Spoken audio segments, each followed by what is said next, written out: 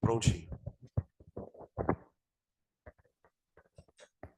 Gente, na nossa aula de química de hoje, a gente vai dar continuidade à parte de compostos inorgânicos, só que agora falando um pouquinho mais especificamente de ácidos, bases e sais. Falar um pouco de nomenclatura, dar uma relembrada na parte de reações de neutralização e coisas do gênero, tá bom? Na apostila de vocês, deixa eu achar aqui.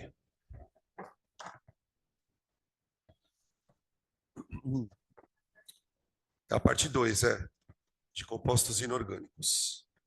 131. Tá aqui. 131.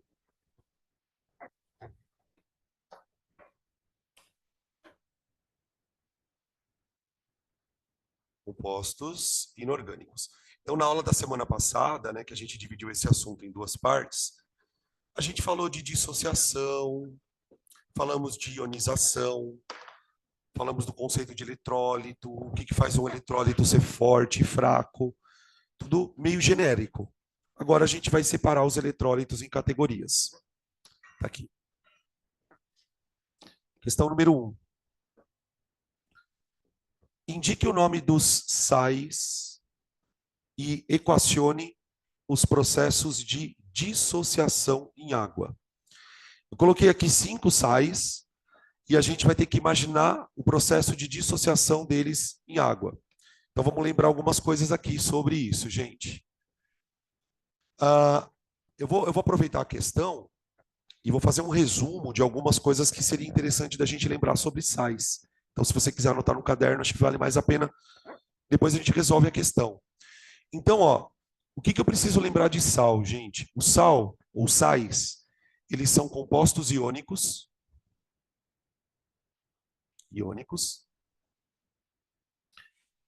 Aqui, né, quando eu escrevo isso, eu já estou meio que deixando nas entrelinhas que ele é um composto formado por cátion e ânion, né? São compostos iônicos originados, ou produzidos, se você quiser, originados da reação de neutralização, da reação de neutralização entre ácidos e bases. De ácidos e bases. E vale a pena citar algumas formas de você enxergar o assunto que vão te ajudar bastante em outras áreas da química. Por exemplo, vou pegar um sal aqui mais famoso de todos, tá? O bom e velho cloreto de sódio. Quando eu olho para a fórmula de um sal, como é que eu sei quem é o cátion e quem é o ânion, gente? Na nomenclatura, na parte de regras, de fórmulas, de regras de formulação de compostos iônicos, a IUPAC manda você colocar sempre o cátion em primeiro lugar e sempre o ânion em segundo. Então, quando você olhar para a fórmula de um sal, o que é legal de você tentar acostumar seu cérebro a olhar para o sal e enxergar separadamente o cátion do ânion. Tudo bem? Agora, olha o que eu escrevi aqui na definição. Sais são compostos originados da reação de neutralização entre ácidos e bases. Gente, tá vendo o cátion aqui do sal? Esse cátion, que é o sódio, né, no meu exemplo, ele é proveniente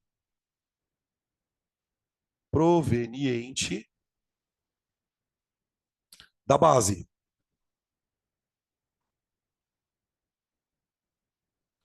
Então, por exemplo, quando eu quero produzir um sal que tenha sódio na estrutura, eu vou precisar de uma base que tenha sódio, que é o NaOH, concorda? E o ânion do sal, que seria a parte negativa, ele é proveniente do ácido. Proveniente do ácido. O ácido que a gente usa para produzir o sal aqui é o HCl. Então, ó, uma boa brincadeirinha para você acostumar o seu cérebro é imaginar o seguinte, ó. O sal é o, entre aspas, filho de uma base e de um ácido. O ácido, ele manda para o sal o ânion. E a base manda para o sal o cátion. Tudo bem? Se você consegue fazer esse tipo de associação, dificilmente você vai errar uma questão envolvendo sal. Isso vale para qualquer sal. Quando você coloca um composto como esse na água, os íons se separam. E esse processo de separação é o que ele chama no enunciado de dissociação. Ó.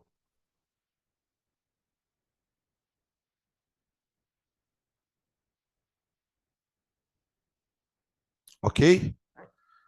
Beleza. Outra coisa que eu queria comentar, que acho que a gente chegou a comentar na aula passada, não me lembro se a gente comentou, mas eu acho que comentamos. Como é que eu dou um nome para um sal? A regra é, primeiro você põe o nome do ânion e depois o nome do cátion. O problema da nomenclatura do sal, especificamente do sal, é a questão do ânion. Por quê? Porque o ânion tem uma terminação que depende da terminação do nome do ácido. Então, por exemplo, por que que o ânion Cl- se chama cloreto? Porque o ânion Cl-, o ânion cloreto, ele é derivado do ácido cuja terminação termina em... Terminação termina é boa. Cuja terminação é hídrico. Então, todo sal que termina em hídrico vai gerar um ânion cloreto. Cloreto de sódio. O que ele pede para a gente fazer no exercício? Isso aqui. Ele pede para eu dar o nome para o sal e montar a dissociação. Tudo bem? O que nós vamos fazer juntos?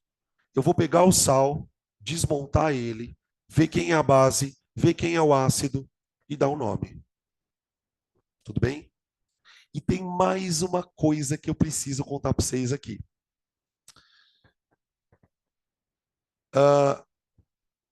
Como é que eu posso dizer isso? Existem substâncias que não são classificadas como ácidas nem como básicas, mas têm caráter. Vou dar um exemplo. Quando a gente está com azia é excesso de acidez no estômago. A gente toma um sal, chamado sal de frutas. Aquele sal que nós tomamos, ele tem um caráter alcalino. Ele se comporta no seu organismo como se ele fosse uma base. E o Enem, e não só o Enem, mas o Enem particularmente, adora falar sobre caráter ácido-base. Eu sempre brinco quando eu estou dando aula de sal, todo ano cai uma questão no Enem que teve algum acidente, caiu ácido na estrada e ele quer neutralizar o ácido e ele precisa escolher uma substância. Então, um dos desafios que vocês têm aí nessas últimas semanas, gente, para o vestibular, é conseguir olhar para uma substância e identificar se ela tem caráter ácido ou se ela tem caráter básico. Quando a substância em questão é um ácido ou uma base, ok, você decora. Mas e um sal? Como é que eu analiso o caráter de um sal?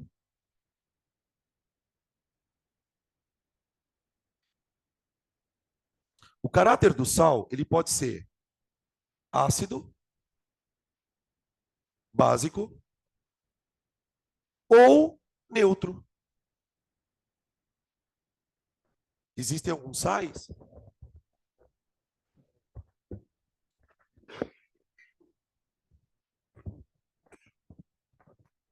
Desculpa, gente, para não tossir no ouvido de vocês aí.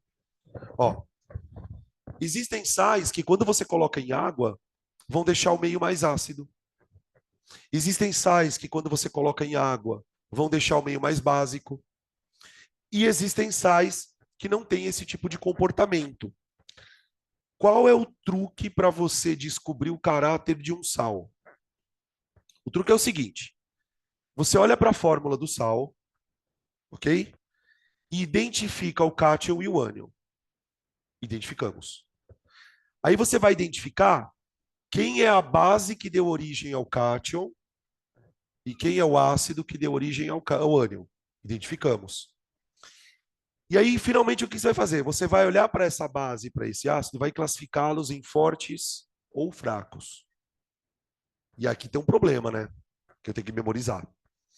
Por exemplo, a base NaOH, ela é uma base forte.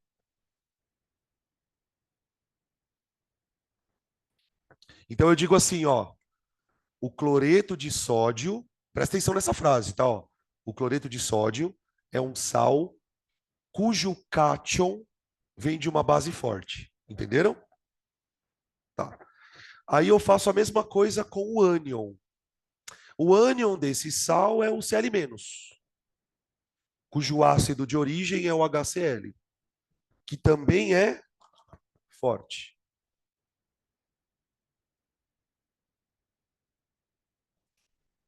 Então eu falo assim, ó, o cloreto de sódio é um sal derivado de uma base forte e de um ácido forte.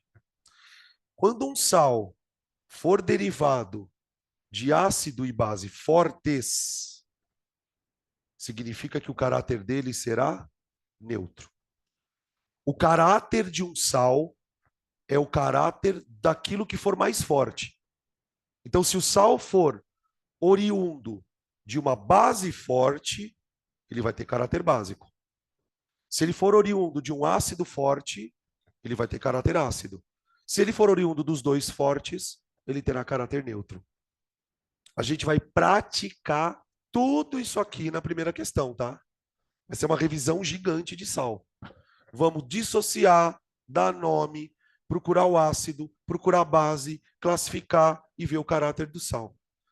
Então, o cloreto de sódio, gente, ele tem caráter neutro. O que significa isso? Se você colocar ele na água, a água vai manter o pH que ela tinha originalmente. Ela não vai ficar nem ácida, nem básica. Tá? Beleza? Vamos pegar os itens da questão número 1 para a gente fazer isso aqui, ó. O primeiro salzinho aqui, o cara já coloca esse aqui, ó. Na questão 1, no item A. Na3PO4.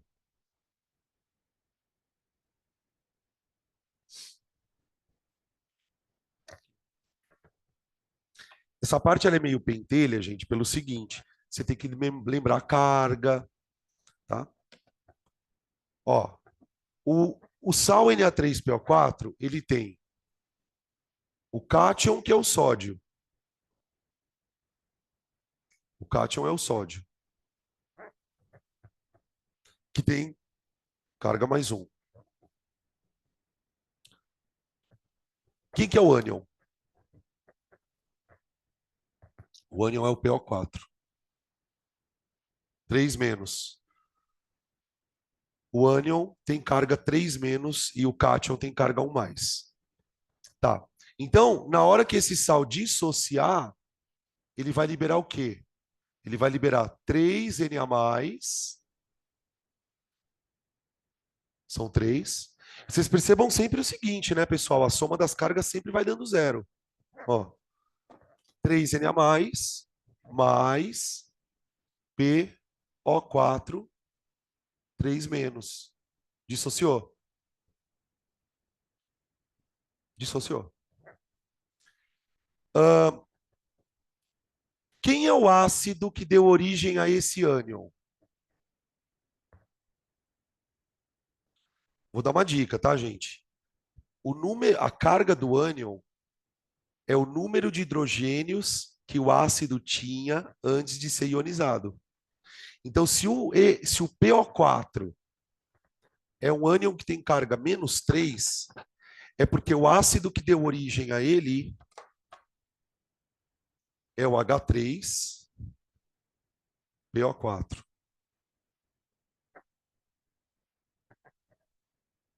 E a base é o NaOH.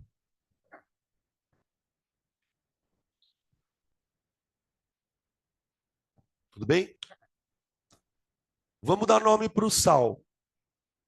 Para dar nome para o sal, eu preciso saber o nome do ácido que deu origem ao ânion. Esse ácido aqui tem um nome terminado em ico. É o fosfórico. Fosfórico. Bico de pato, lembra? Então isso aqui é o fosfato.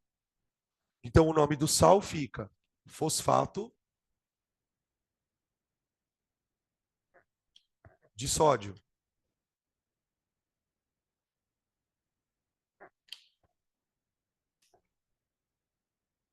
Tá bom?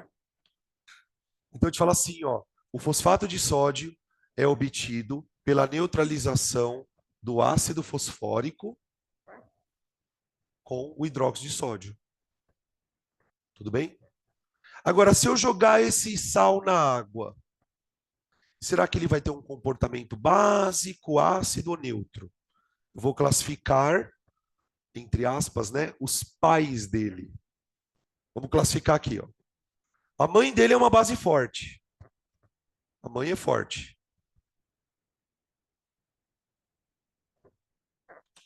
E o ácido fosfórico, gente? O que ele é? Forte ou fraco? Qual é o truque? Oxigênios menos hidrogênios. Se a diferença der 2 ou mais, ele é forte. Não é o caso aqui.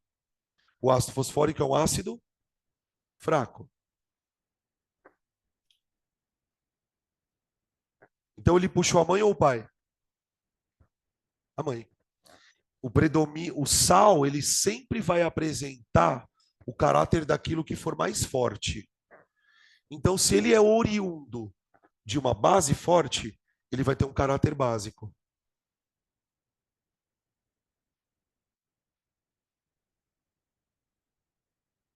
Básico. Tá?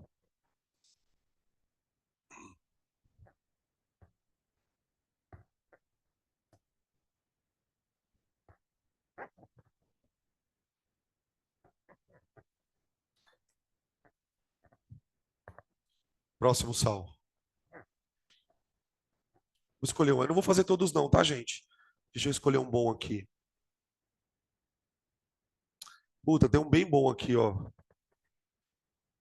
Pega o item E. Pega o item E.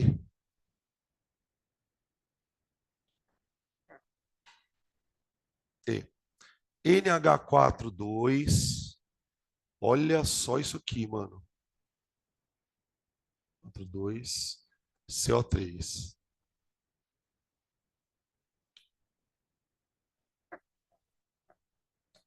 Aqui, ó.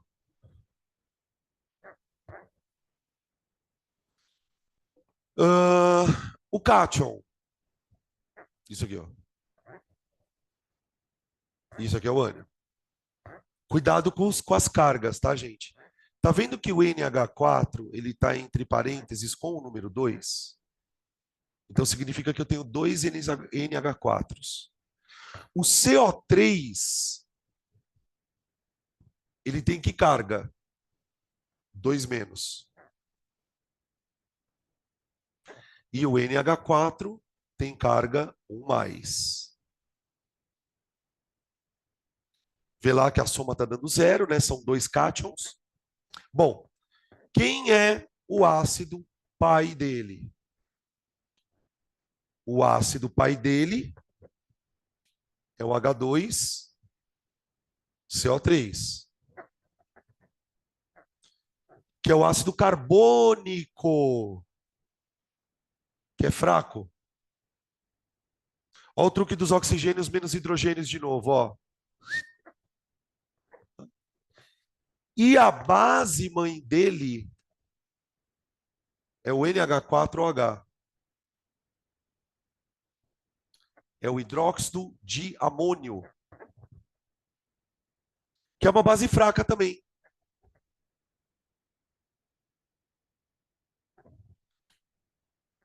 Aqui. Agora eu vou dissociar ele na água. Dissocia. Dissocia. Solta os cátions. Eu tenho dois cátions, então fica dois NH4 mais. Ó. Mais CO3. Tá bom? Pico de pato. Bico de pato. Então o nome do sal fica carbonato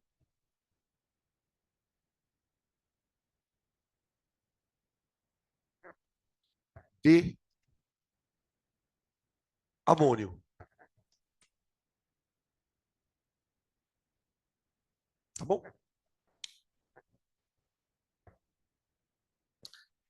Quando o sal é oriundo de dois fracos, a gente não tem como saber o caráter dele, a não ser que nós saibamos quem é mais fraco. Então aqui eu precisaria saber se o ácido carbônico é mais fraco do que a base ou se a base é mais fraca que o ácido carbônico, tá? E no exercício em si a gente não tem condição de saber isso. Tá? Então aqui eu não vou colocar o caráter do sal, única e exclusivamente porque eu não sei quem é o mais fraco. Tá? Então, assim, uma dica que esse exercício traz. É importante você saber fazer isso com uma certa destreza. Não porque vai cair um exercício assim, porque não vai. Mas você fazendo isso vai te ajudar em outras áreas, na estequiometria, na parte de soluções, na parte de reações, tá? Eu vou compartilhar com vocês uma experiência minha como aluno. O meu conhecimento de química, ele mudou o dia que eu sentei e aprendi a fazer isso aqui. Porque, por exemplo, quando eu fazia cursinho, uma das coisas que eu tinha muita dificuldade em química é esse problema, por exemplo, de não conseguir identificar quem era o cátion, quem era o ânion. Às vezes eu até identificava, mas eu não lembrava da carga. Às vezes eu até lembrava da carga, mas não lembrava do nome. Então isso aqui é um serviço, gente, sendo bem honesto, bem chato, porque é muito mecânico. E aí o que acaba acontecendo? Por ser uma coisa meio chata, os alunos acabam não fazendo. E isso vai dando problema. Você vai começando a ter problema na hora de montar uma fórmula, vai tendo problema na hora de acertar uma questão. Então, é claro que assim, a gente já está oito semanas da prova, né? Mas o ideal seria você, pelo menos, em algum momento, parar e dar uma olhada nisso aqui. Se você já tem uma certa firmeza nisso aqui, puta, tá bom, segue o jogo, tá? Aí vocês façam a mesma coisa com os outros sais, tá bom? O B, o C. Eu vou pegando as outras questões para a gente ir aproveitando aqui. Questões 2 e 3. Elas falam mais ou menos da mesma coisa. Neutralizações. Neutralizações.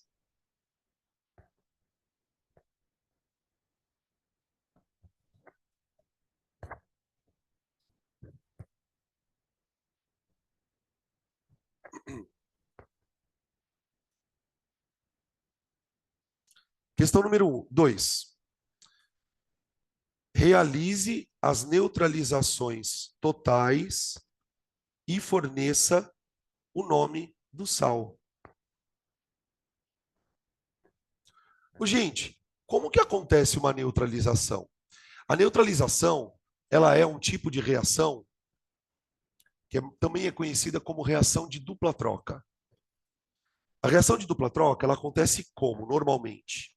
Ela envolve substâncias iônicas. Aqui no caso, nós vamos reagir ácido com base, tá? Ó. Lembrando que os ácidos e as bases têm cátions e ânions, certo? Então, a reação de dupla troca acontece quando o cátion de um composto se une ao ânion do composto vizinho e vice-versa, ou seja, o cátion do outro composto se combina com o ânion. Como resultado, eu tenho dois produtos novos. No caso da neutralização, gente, um dos produtos é sempre a água, justamente pela junção do H+ e do OH-. E o produto é o sal, o outro produto. Tudo bem até aqui, gente? Só que aí tem uma palavrinha mágica que é a total. Ele chama essa neutralização de total. O que acontece aqui, ó? Para a gente produzir água, eu preciso pegar um hidrogênio do ácido e um OH da base, certo? Então, uma neutralização é chamada de total quando todos os hidrogênios do ácido se juntam com todos os OHs da base, formando água. Mas, professor, como assim todos? Nesse caso aqui, gente, é claro que na neutralização eu só vou produzir uma água. Por quê? Porque o ácido tem um hidrogênio e a base tem um OH, certo? Agora, dá uma olhada no item B. No item B, ele quer reagir ácido sulfúrico com hidróxido de potássio. Ah, antes que alguém pergunte, porque toda vez tem alguém que pergunta, professor, eu preciso colocar primeiro o ácido ou a base? Não tem diferença nenhuma. Você escolhe quem você quer escrever primeiro. Aqui eu produzi cloreto de sódio. Tudo bem, cloreto de sódio. Agora, aqui a história é a seguinte, ó. Olha para o meu ácido. Ele tem 2 hidrogênios. Se ele tem 2 hidrogênios, ele vai precisar reagir com 2 OHs para poder completar a neutralização. Porque cada hidrogênio junta com OH. Se a base não tiver 2 OHs, a gente faz isso, ó. Põe 2 bases.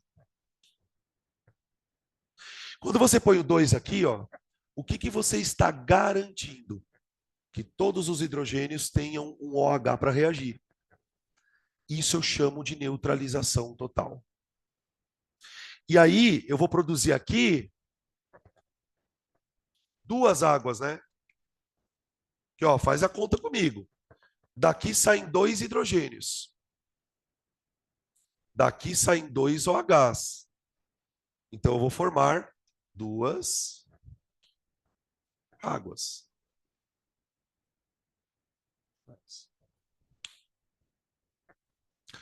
E o sal? Como que fica a formulinha do sal?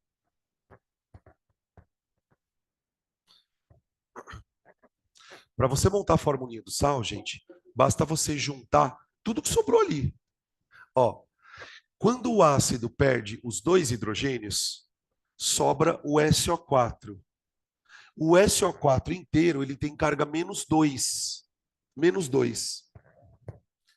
E daqui sobram 2 potássios.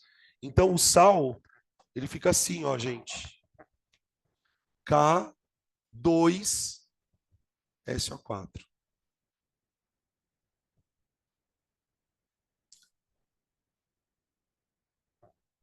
Sulfúrico? Sulfato. Então fica sulfato de potássio.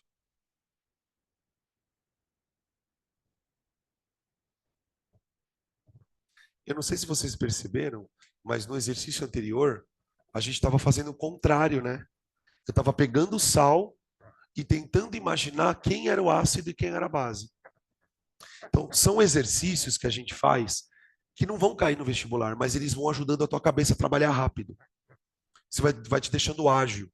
Então, por exemplo, quando eu olho para um sal desse aqui, ó, é tão automático na minha cabeça que quando eu olho para isso, eu já enxergo isso aqui, ó, Bloom. Tá? Quando eu olho para isso, eu já enxergo isso aqui. É treino. Tá? Aí no item C, ele quer o ácido fosfórico com hidróxido de alumínio, não, hidróxido de amônio. Ó, ácido fosfórico, ó, com hidróxido de amônio.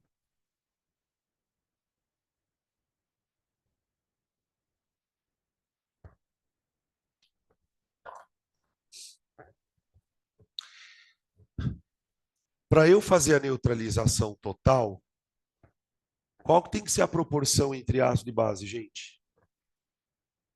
1:3. Todo mundo enxerga 1:3? 1:3 significa, né? Uma molécula de ácido vai reagir com 3 bases. Tudo por causa do OH. Como a base só tem uma hidroxila e eu tenho 3 hidrogênios para reagir, eu preciso então de 3 hidroxilas. Então você põe o 3 aqui, ó. Daí, nesse caso, eu vou produzir 3 águas. 3 águas. Mais o sal. Quem é o cátion? Cátion, cátion, cátion. É o mais um aqui, o amônio. Quando a gente colocou o 3 para balancear a base, esse 3 acabou valendo para o amônio. Então, na verdade, eu tenho 3 amônios e um PO4. Que carga esse PO4? Menos 3. Então, se eu juntar os 3 amônios e o PO4, vai dar certinho a soma zero. Só que aqui tem que tomar cuidado, porque o amônio ele tem que vir entre parênteses, né? Ó,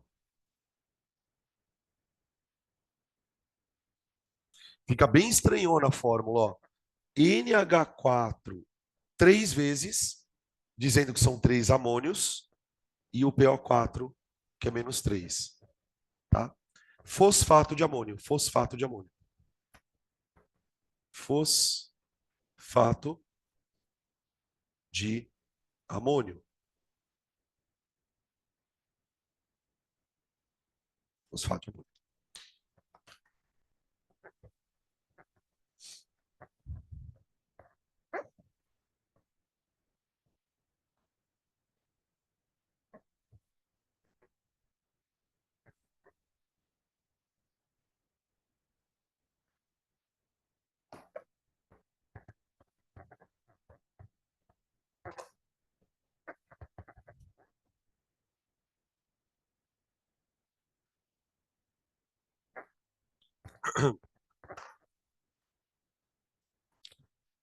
Na 3, ele quer a neutralização parcial.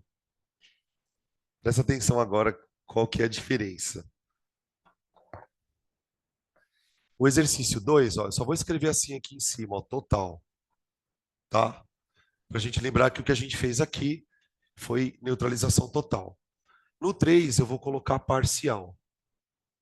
Aí você vai entender a diferença de uma para outra. Gente, quando a gente foi fazer o balanceamento aqui, na primeira nem precisou balancear, né? Porque já estava 1:1.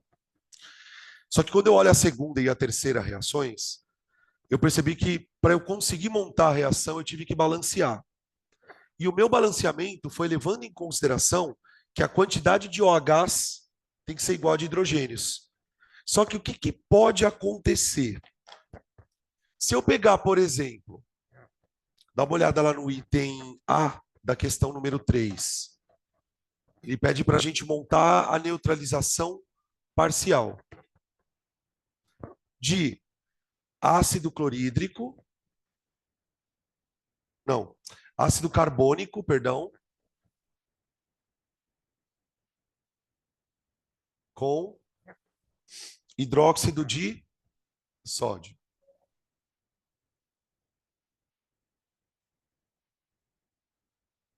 Deixa eu falar. Vocês perceberam que o ácido tem mais hidrogênios do que a base tem de OH? Então, numa circunstância normal, eu colocaria um 2 aqui. Então, o ácido reagiria com 2 bases. Agora, E se eu não tiver duas bases para reagir com ácido? E se eu tivesse, por exemplo, um ácido e uma base? A reação aconteceria, só que ela daria um produto um pouco diferente.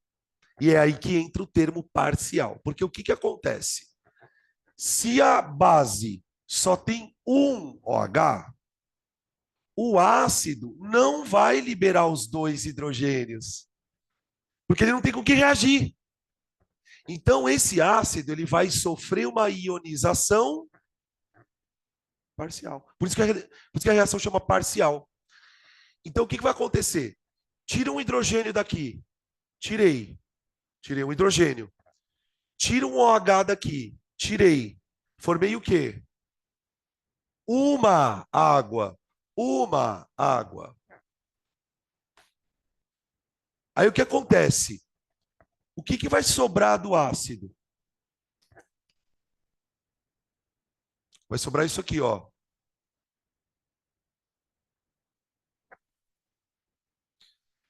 Tá vendo que ali no ácido sobra um hidrogêniozinho preso? Ele vai ficar aqui preso. E aí a base vai liberar o Na. Liberar o Na. Então eu vou juntar os dois e eu vou formar NaHCO3. Tá vendo esse hidrogênio que está preso aqui? Ele é um hidrogênio que estava preso no ácido. Opa, perdão. Então esse sal, ele contém um hidrogênio que era de um ácido. Esses sais que contêm hidrogênios que eram de ácidos, a gente chama de hidrogenossais. Isso aqui é um hidrogeno, tracinho, sal. Hidrogeno, sal.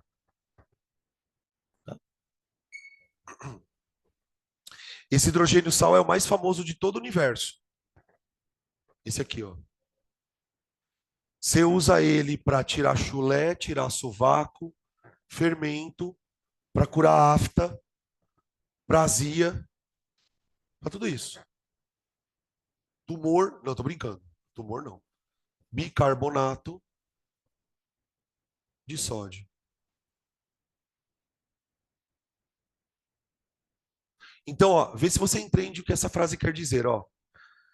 Eu vou falar a frase de uma vez só, tá? O bicarbonato de sódio é um hidrogenossal porque é produto de uma reação de neutralização parcial do ácido carbônico. De novo, o bicarbonato de sódio é um hidrogenossal porque ele é produto de uma neutralização parcial do ácido. Ou seja, eu não tirei todos os hidrogênios do ácido. Então acabou sobrando um hidrogênio ali. Tá bom? B. Na B ele quer fosfórico com hidróxido de sódio.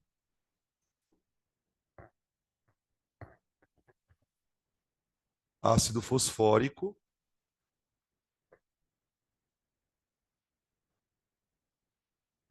com hidróxido de sódio. Também, nossa, uma criatividade que, pelo amor de Deus. Ó. Oi.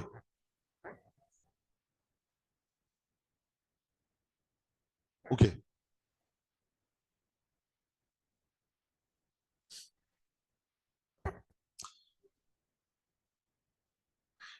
Ácido fosfórico com hidróxido de sódio, não é? Ah, não, esquece, esquece. Continua na 3 aí. É 3. É 3. Aqui é 3. É que tá 2-2, né? 2-2. 2-2. E aí? Numa situação normal, como que eu deveria balancear isso aqui? Eu deveria colocar 3 aqui, né? Para igualar. Mas não. Eu vou fazer 1 para 1.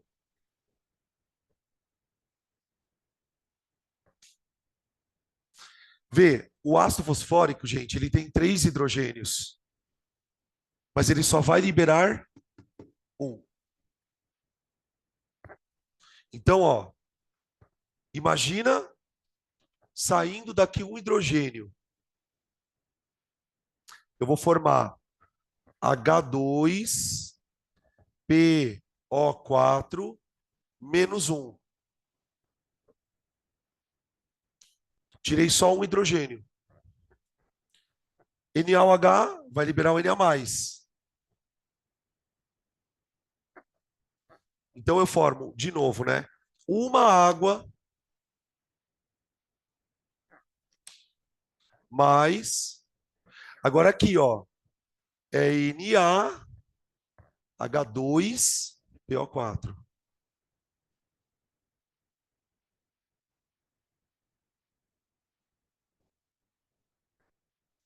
Esse sal, ele tem 2 hidrogênios presos ainda. 2. 2. Tá? Ele pede o nome do sal também? Forneça o nome do sal. Esse aqui vai ficar assim, ó. Olha o nome, gente. De hidrogênio fosfato de sódio. Como que é a nomenclatura oficial desses sais, gente? Você vai colocar, se o sal tiver hidrogênio, você vai colocar hidrogênio tananã.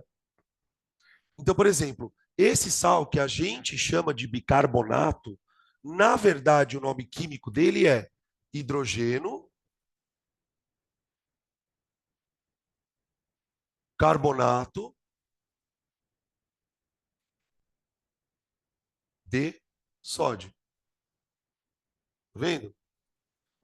Você dá o nome do ânion normalmente, como você daria, é carbonato, tá, beleza. Se tiver hidrogênio preso, hidrogênio. Se tiver 2 hidrogênios presos, de hidrogênio, tá? Agora, já meio que de antemão, tá, gente? Sem muito estresse, esse é o sal mais famoso que tem hidrogênio na estrutura. Os outros, eu coloquei só um outro exemplo aqui, mas não é importante, tá?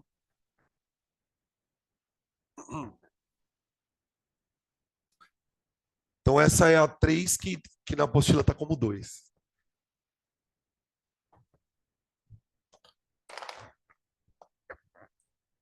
4.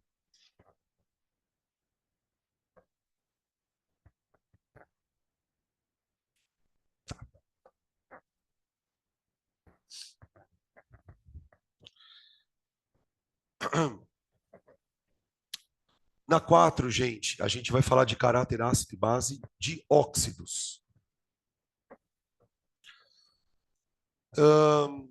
Um dos temas que aparece bastante no Enem, né, na parte de biologia, é a parte de ecologia. E dentro da parte de ecologia, volta e meia se fala sobre questões ambientais. Sempre a mesma ladainha, né, gente? A gente está há 20 mil anos falando das questões ambientais. E uma das questões que se fala muito relacionada a problemas ambientais, sobretudo problemas de natureza atmosférica, é a história da chuva ácida. E a chuva ácida é causada basicamente pelo acúmulo do quê na atmosfera? O que basicamente causa a chuva ácida? Gases de CO2, SO2, SO3, que são óxidos. Como pode um óxido ter caráter ácido? Isso acontece.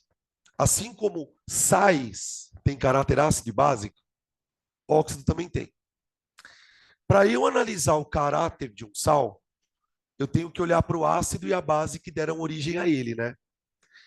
Quando eu vou analisar óxido, a história é outra. Ele fala assim na questão, ó.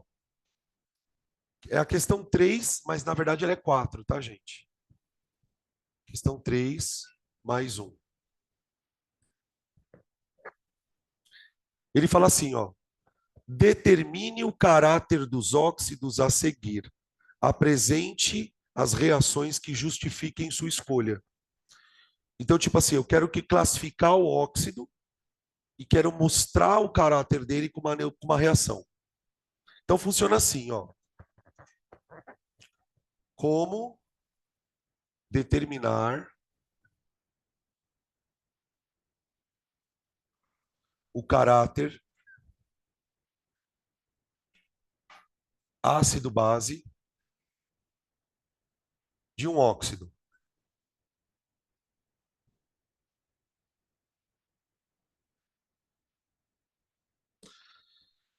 É, provavelmente, vocês devem ter alguns óxidos que você meio que decorou, que são ácidos ou que são básicos. Geralmente, os professores martelam muito no CO2, que é o mais famoso. Então, a coisa funciona assim, ó. Primeiro, como que você bate o olho numa fórmula e sabe que ela é um óxido? Um óxido, gente, ele vai ter sempre dois elementos. Dois elementos. Um elemento que eu chamei de e o oxigênio. Esse elemento E e esse oxigênio podem estar na quantidade de quantidades variáveis. Então, pode ser, por exemplo, CO2, SO3, N2O5. Então, eu vou representar os óxidos genericamente assim, ó. Tudo bem? Gente, desculpa. Qual a carga do oxigênio num óxido? -2. Sempre.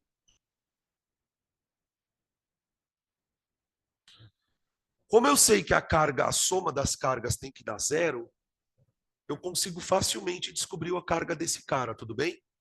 Tá. Agora, o que que acontece? Quem é o elemento E?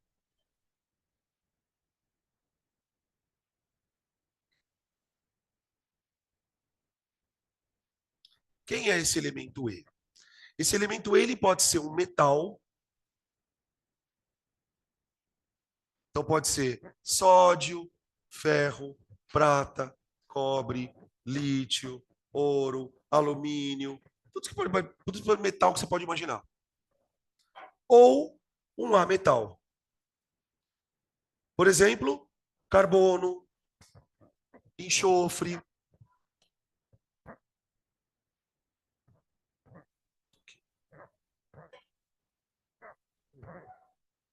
Aqui. Ó.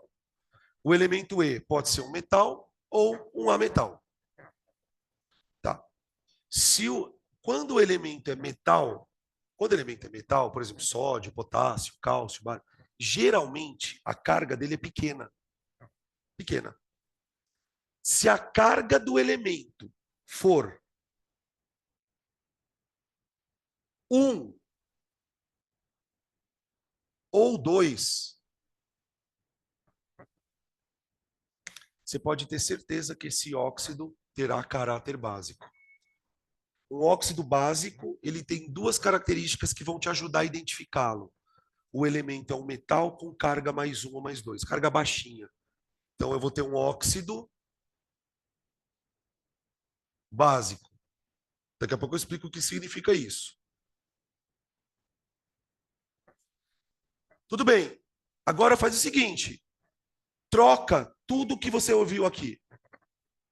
Se o elemento, ao invés de ser um metal, for um ametal, e ao invés de ter carga baixa, ter carga alta, quando a gente fala carga alta, gente, a gente está falando com carga para cima de 4. +4, +5, +6, às vezes até +7.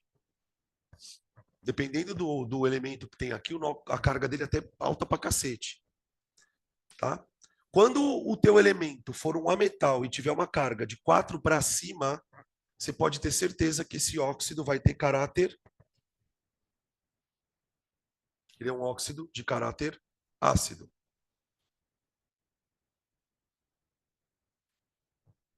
Tá?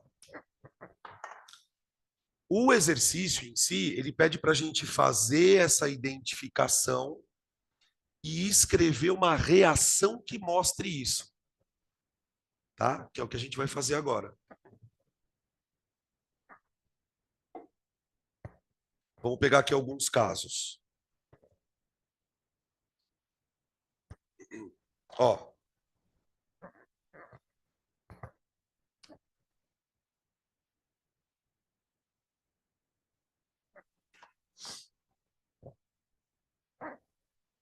Espera só um pouquinho.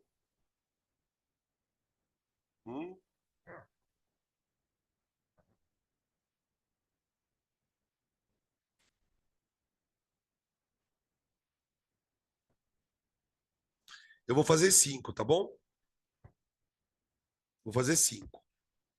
Tem 7 ali. Vou fazer 5. Deixa eu virar aqui para vocês. Ô, gente, vocês manjam nomenclatura de óxido? Aqui é bem rápido, eu não vou nem escrever. Aqui é o seguinte, ó. Qual que é a diferença do elemento que forma o óxido? Ser metal ou ametal? Além de ter esse negócio do caráter, né, ok? Isso vai diferenciar a nomenclatura deles. Por quê? Quando o elemento for metal, essa ligação aqui é iônica. Dá uma olhada aqui, ó. Quem desses óxidos aqui tem ligação iônica? Só esses dois. Metal com a metal. Quando o teu óxido for iônico, você só vai escrever assim no nome, ó. Óxido de fulano. Fulano. Óxido de fulano. Não escreve monóxido, não escreve dióxido, não escreve nada de óxido. É só óxido. Não importa quantos oxigênios tenha. Não importa. Agora, olha para o óxido do item A, do item D. Nossa, agora que eu vi aqui. Ó.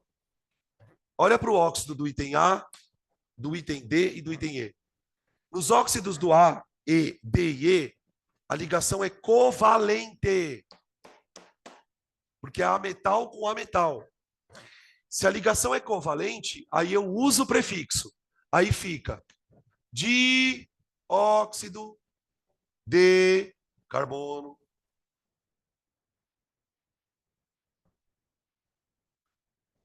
Então, para os óxidos covalentes, eu uso o prefixo mono, di, dri, blá, blá, blá, blá. Para os óxidos iônicos, eu não uso. Tá? Aqui fica dióxido de enxofre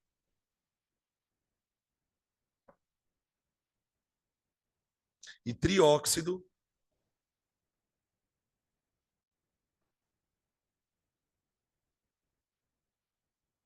de enxofre. Tá bom? Então aqui nós temos os nomes. Agora o que eu vou fazer? Eu vou usar a regrinha para classificar meu óxido.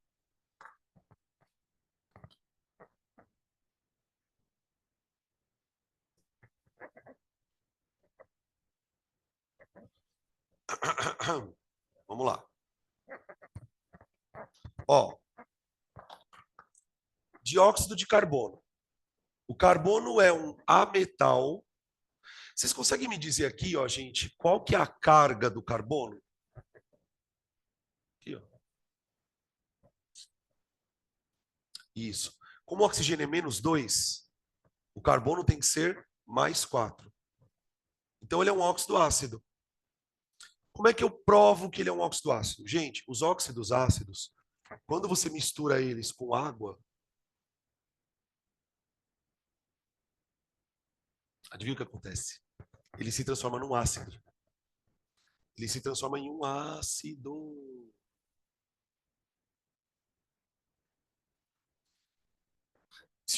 Ponte com a biologia. Ponte com a biologia. Para o CO2 ser transportado no sangue, ele precisa virar bicarbonato. Só que antes dele virar bicarbonato, ele precisa virar ácido carbônico. Tem uma enzima que faz isso aqui acontecer no organismo. Alguém sabe o nome? Anidrase carbônica.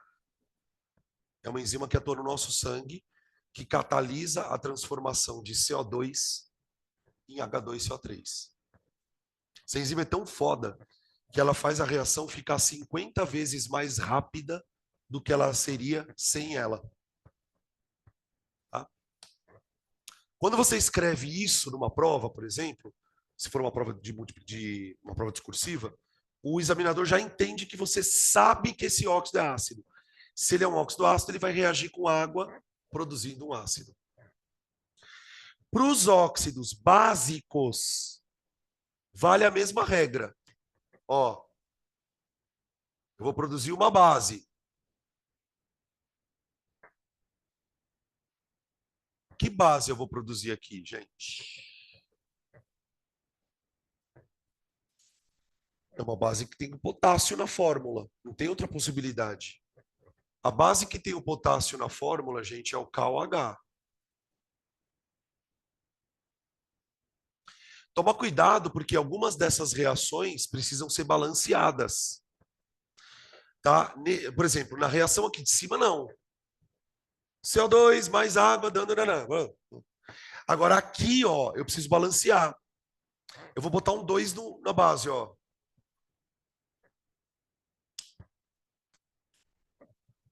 CaO. Cara, esse aqui é o mais famoso deles, né? Óxido de cálcio.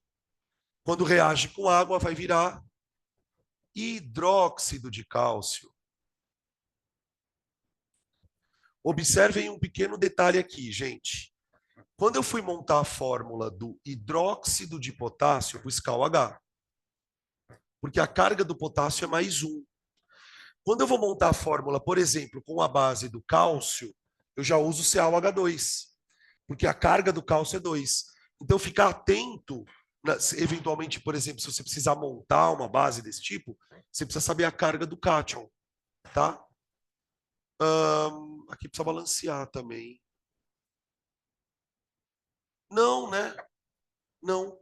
Não precisa balancear, não, tá certo. Aí. Tá. SO2.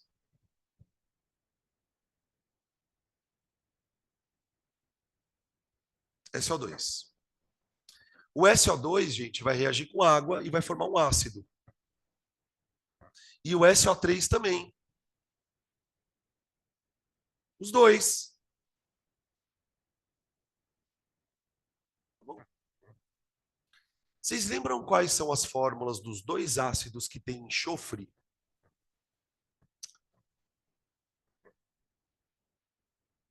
Esse é um deles, que é o mais famosão, né?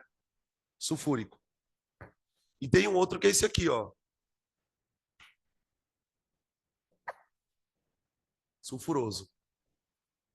Uma dessas reações me dá o sulfúrico e outra das reações me dá o sulfuroso. Vai na fé que dá. Vai na fé. Se eu juntar isso com isso, dá o quê? Esse aqui.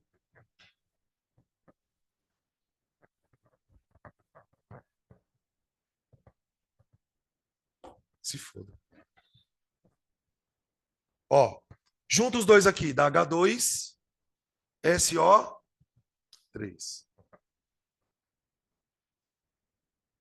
E o de baixo, H2SO4. Gente, essas duas reações em particular, ó, as duas últimas com o enxofre, elas são as reações mais significativas para explicar o efeito da chuva ácida. Outra coisa, de onde a gente libera isso aqui, ó?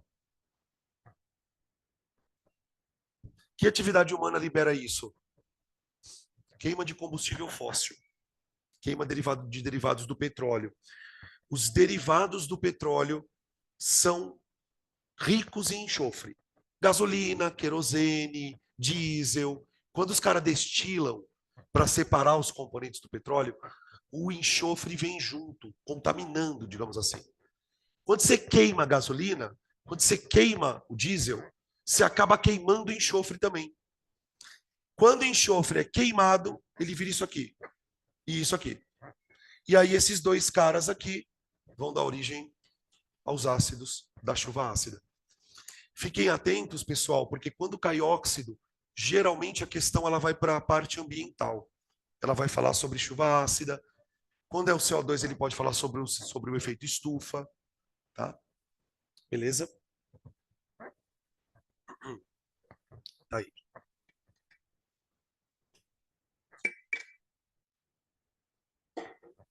Vou fazer mais uma aqui. Ah, eu queria fazer uma de...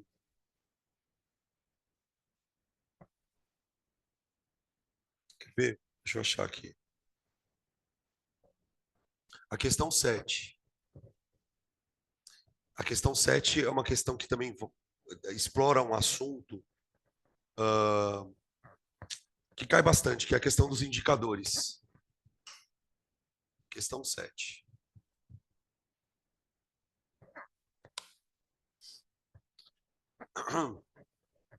Quando cai em questões de indicadores, geralmente a questão ela é mais interpretativa, tá?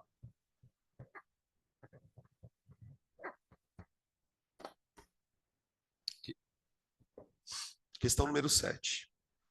O vinagre de álcool é feito a partir da cana-de-açúcar e possui uma grande quantidade de álcool, como o nome já indica.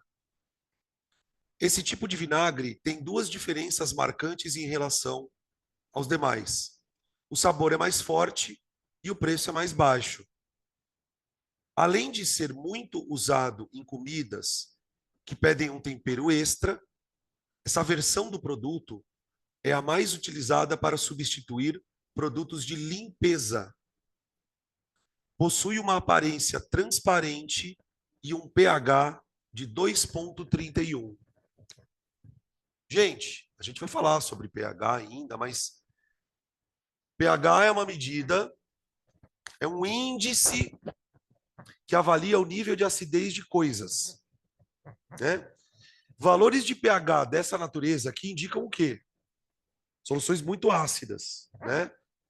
Quanto menor for o pH, e o pH ele tem todo um mistério, né? O número do meio é o 7. Tem toda uma questão ali que depois a gente discute, mas o que a gente sabe sobre pH já é o suficiente aqui. Então, isso aqui é ácido. O pH do vinagre do álcool pode ser medido, entre aspas, por substâncias denominadas indicadores, que em contato com a amostra podem mudar a sua coloração, conforme mostra a tabela. Primeiro indicador, azul de bromotimol. Ele vai apresentar as cores do indicador dependendo do pH. Segundo indicador, alaranjado de metila. Ele mostra as cores do indicador em determinados pHs. Terceiro indicador, fenolftaleína. Ele mostra aí as cores. A partir das informações acima, uma amostra de vinagre de álcool em contato com uma solução D. E começa. Então vamos lá. Primeiro indicador, alaranjado de metila.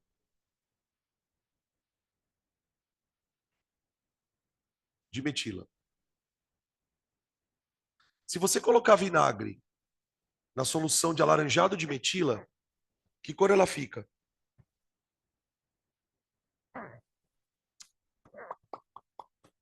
Vermelho! Boa! Vê se todo mundo concorda. Quem não concordar, faz um som aí. Ô, gente, olha para o alaranjado de metila, ele escreve lá em cima. Vermelho em pH menor que 3,1. Então, se você colocar um vinagre que tem pH 2,31 no alaranjado de metila, ele fica vermelho. Então, não é A. B. No fenolftaleína é foda. Gente, fenolftaleína fica incolor em pH abaixo de 8,3. Mano, o pH do bagulho é 2,31. Então isso aqui fica incolor. Então não é a B. Não é a B. No azul de bromotimol. No azul de bromotimol.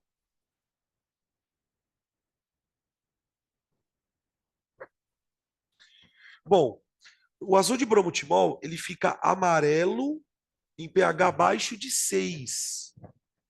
Amarelo em pH abaixo de 6. Então não pode ser. Alaranjado de metila. De novo.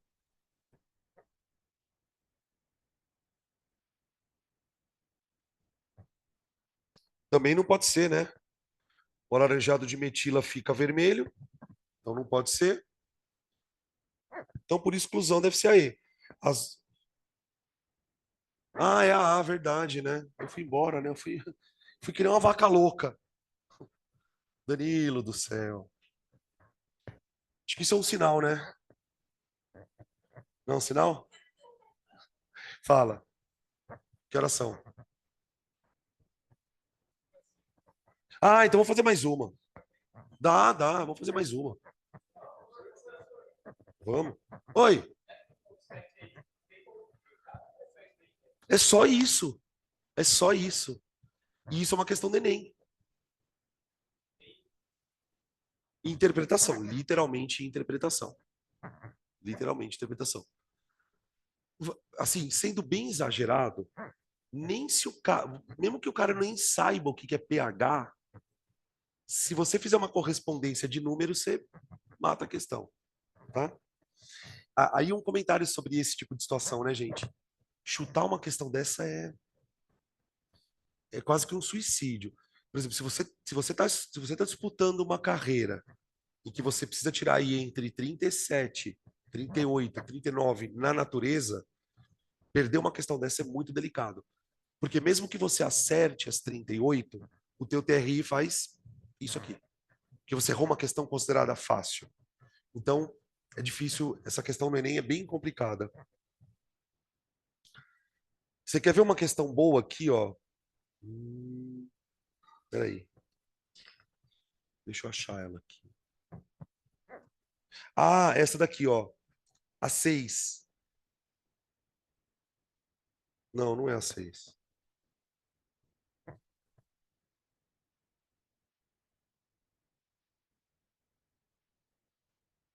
Não, é a 6, pode ser a 6. Pode ser a 6. Eu não tô achando a outra aqui.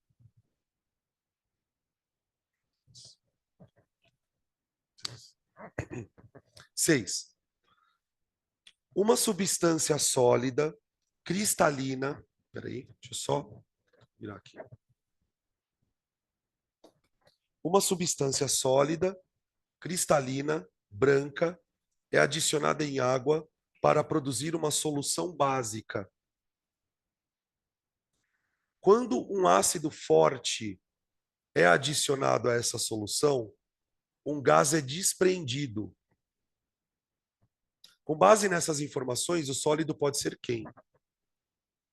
Então, ó, ele pegou um sólido branco, colocou em água, isso, e eu tenho uma solução básica.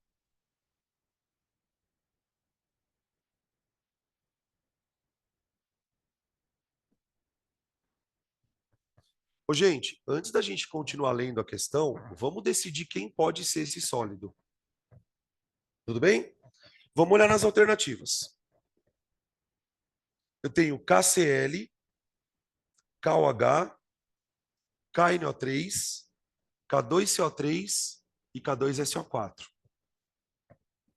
Nessa lista de 5 coisas, só tem 2 que são bases, ou 2 que são básicas. A mais óbvia quem é? Quem pode ser? KOH é um possível candidato. Ele é um sólido, eu ponho na água, fica básico. Mas tem um outro aí escondido. O carbonato de potássio. Por que que o carbonato de potássio é um candidato a ser uma solução básica? Olha para cá um pouquinho. Quem é o ácido que deu origem a ele? Carbônico, fraco. Quem é a base que deu origem a ele? Potássio, forte. Então ele é filho de ácido fraco com base forte. Ele tem um caráter ácido. Então, ó, eu fico entre B e D. Agora, para descartar uma delas, ele continua dizendo assim: quando um ácido forte é jogado aqui, tipo HCl, ó,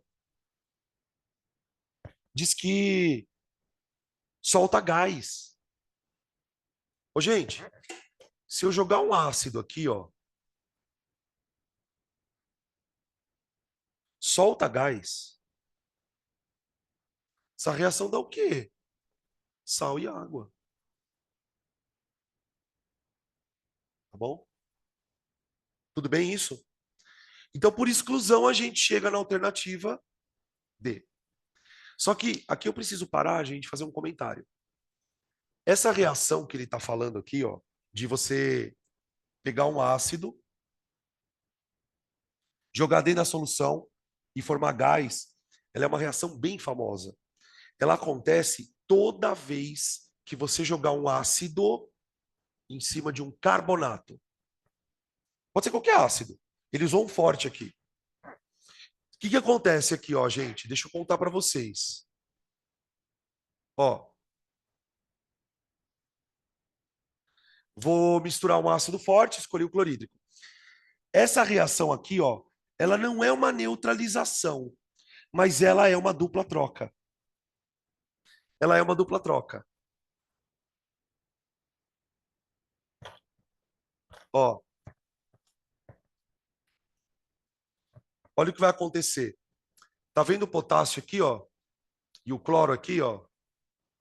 Os dois vão se juntar e formar KCl. Depois a gente balanceia, tá? Quanto vale a carga do carbonato aqui, ó? Ela vale -2.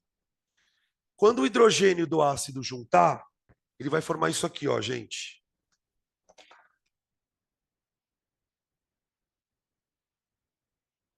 Ó.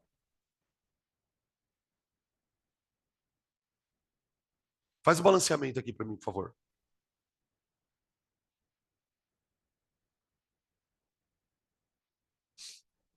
Vou botar um 2 aqui, ó. Hã?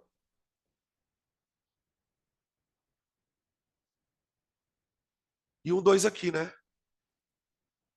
Tudo bem? Agora, olha só, gente. Tá vendo essa substância aqui que a gente formou? Isso aqui é o ácido carbônico. Esse ácido, ele é instável.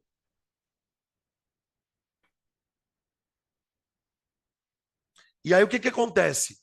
Quando a reação ocorre e ele se forma, por ele ser uma substância instável, imediatamente ele se transforma em gás carbônico e água. Essa reação é super famosa. Meu, essa música que o Eloy tá cantando, de 1900 de quando eu era criança, velho, essa música. Olha lá. Prendeu, né? Olha. Nossa, muito brega, velho. O gás que ele fala no exercício, gente, é o gás carbônico. É o gás carbônico, tá? Essa reação acontece toda vez que eu colocar carbonato em contato com ácido. Eu vou produzir um sal, aqui nesse caso o KCl, e o CO2, tá? Beleza? Acho que deu, gente. Acho que agora eu não aguento mais. Vambora? Pro pessoal de casa, cadê vocês aí? Tudo certo? Acho que chega por hoje, né?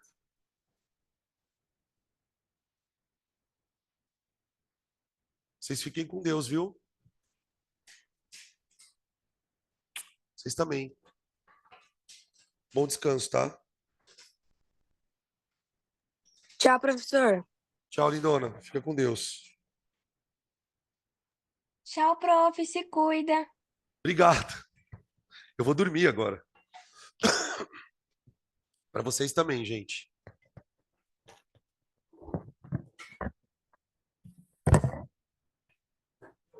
Tchau, Ju.